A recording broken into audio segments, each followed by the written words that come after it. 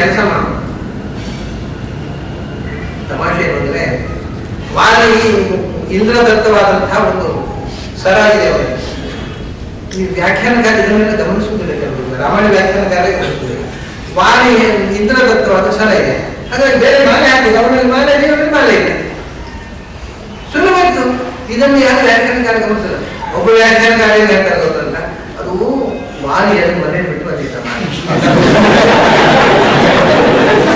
ಅಂದ್ರೆ ಏನಾದ್ರು ಹೇಳ್ಬೇಕು, ಇವ್ರಿಗೆ ಕ್ಷಮಿಸಿದ್ದ ಬಿಟ್ಟು ಬಂದಿದ್ದ ಅಲ್ಲ, ಶತ್ರುಗಳಿಂದ ಬಿಟ್ಟಿಯೇ ಹೋಗ್ತಾರೆ. ಅವರಿಗೆ ಇದನ್ನು ಹಾಕೊಂಡ್ರೆ ನೀವು ಅದೇ ಏನಾಗ್ತೀವಿ ಯಾರು ಇಂದ್ರನವರ ಒಂದು ಬಿಟ್ಟಿಯಾಗಿರ್ತಾರೆ, ನಮ್ಮನ್ನು ನಿದ್ದೆ ಕೊಡುವಾಗ ಅಸಂಗತವಾದ ಉತ್ತರ ಕೊಟ್ಟಿದ್ದಾರೆ ರಾಮಾಯಣ ವ್ಯಾಖ್ಯಾನಕಾರರು.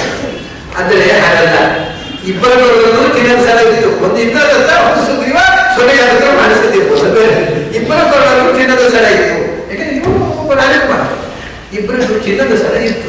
ಆದ್ದರಿಂದ ರಾಮ ಹೇಳಿಬಿಟ್ಟು ಇದು ಇದನ್ನ ಡೀಲ್ ಮಾಡಿರೋ ಆಚಾರ ಮಾತ್ರ. ಹಾಗಾಗಿ ರಾಮ ಹೇಳಿದಾಗ ಏನಾಗಿದೆ, ನೀವು ರಾಮಾಯಣ ನೋಡಿದರೆ ರಾಮಾಯಣದಲ್ಲಿ ರಾಮ ಹೇಳ್ತಾನೆ, ಒಂದು ಮಾಲೆ ಹಾಕೊಂಡಯ್ಯ ನೀವು, ಒಂದು ಹೂವಿನ ಮಾಲೆ, ಪುಷ್ಪ ಸರ, ಅದು ಮಾಲೆ ಕೊಳ್ಳಲ್ಲಿ ಇರೋಲ್ಲ.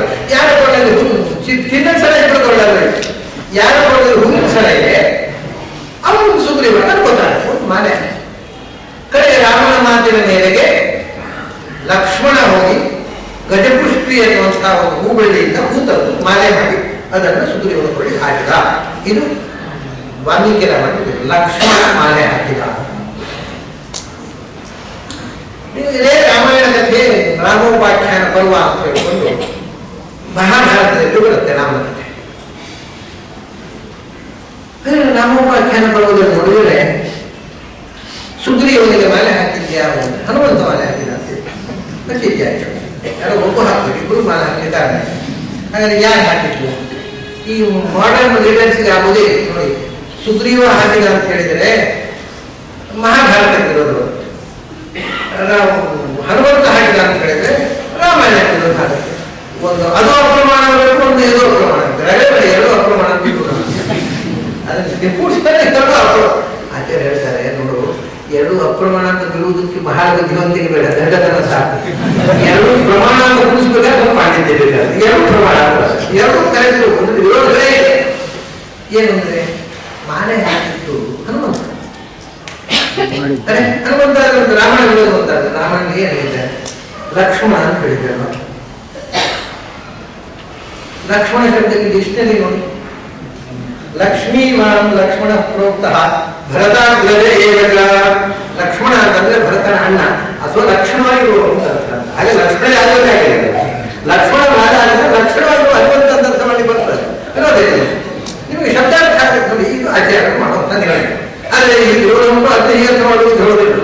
ಇಲ್ಲಿ ಪರಿಹಾರ ಹೇಳ್ತಾರೆ, ನಾವು ಆ ನಾನೇನ್ ಮಾಡಿದೆ, ನಿಮಗೆ ಈಗ ಈ ಪುಸ್ತಕ ಸಿಕ್ಕಿದಾಗ ನಿಮಗೆ ಈ ವಿಷಯ ಗೊತ್ತಾಗುತ್ತೆ. ನಾನು ರಾಮಾಯಣ ಶ್ಲೋಕವನ್ನು ಕೆಳಗೆ ಕೊಟ್ಟೆ, ಮಹಾಭಾರತ ಶ್ಲೋಕವನ್ನು ಕೊಟ್ಟೆ, ಅದಕ್ಕೆ ಆಚಾರ್ಯ ಪರಿಹಾರ ಇಷ್ಟು ಕೊಟ್ಟಾಗ ನಿಮಗೆ ಇದನ್ನ ಅಧ್ಯಯನ ಮಾಡಿ ಇದನ್ನ ಆಚಾರ್ಯ ಯಾಕೆ ಹೇಳಿಟ್ಟು ಅವರು ಲಕ್ಷ್ಮಣ ಅಂತಂದ್ರೆ ಹನುಮಂತ ಆಗಬಹುದು, ಲಕ್ಷ್ಮಣ ಅಂದ್ರೆ ಲಕ್ಷ್ಮಣವಾಗಿರುವ ವಾಯುದೇವರು ದತ್ತಂಶ ಲಕ್ಷ್ಮಣ ಬೇಕು.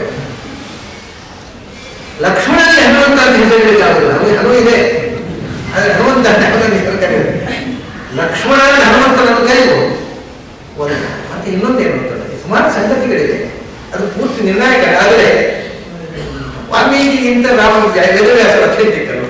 ವೇದವ್ಯಾಸರು ಭಗವಂತನ ಅವರ ಅವರು ಹೇಳಿದಾಗ ವಾಲ್ಮೀಕಿ ಮಾತಿಗೆ ಅರ್ಥ ಮಾಡೋದು, ವಾಲ್ಮೀಕಿ ಅರ್ಥ ಮಾಡೋದ ಒಂದು ಸಂಗತಿ. ಎರಡನೇದು ಲಕ್ಷ್ಮಣ ಹೇಳಿದ ಸಾವಕಾಶ, ನಿರ್ವಕಾಶವಾದ ಸಾವಕಾಶದಿಂದ ವಿರೋಧ ಲಕ್ಷ್ಮಣ ಅನ್ನೋ ಹನುಮಂತ, ಹನುಮಂತ ಅಂದ್ರೆ ಹನುಮಂತ. ಇದು ಆಚಾರ್ಯ ಪರಿಹಾರ ಮಾಡುವುದು. ಇದಕ್ಕೆ ತುಂಬಾ ಪಾಂಡಿತ್ಯ ಇದೆ ಮತ್ತು ಅವರು ಪರಿಹಾರ ಮಾಡಿದಾಗ ಗೊತ್ತಾಗಬೇಕಾಗಿ ರಾಮಾಯಣ ಓದಬೇಕು, ಓದಿದ್ರು ಯಾಕೆ ಅಂತ ಗೊತ್ತಾಗುತ್ತೆ ಇದು. ಅದರಿಂದ ನಾನು ಏನ್ ಮಾಡಿದೆ ಅಂತ ಹೇಳಿದ್ರೆ, ವಿರುದ್ಧವತ್ ಪ್ರತೀತಾನಾಂ ಪುರಾಣ ವಚಸಾಮತಿ ಸಮನ್ವಯ ಸಮೀಕ್ಷಾತ್ರ ಕೃತಾ ಗುಣಾನುಸಾರತಃ.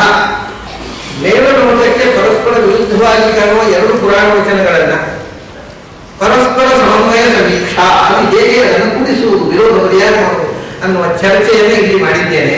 ಯಾಕೆ ಮಾಡಿದ್ದೇನೆ, ಗುಣಾನುಸಾರ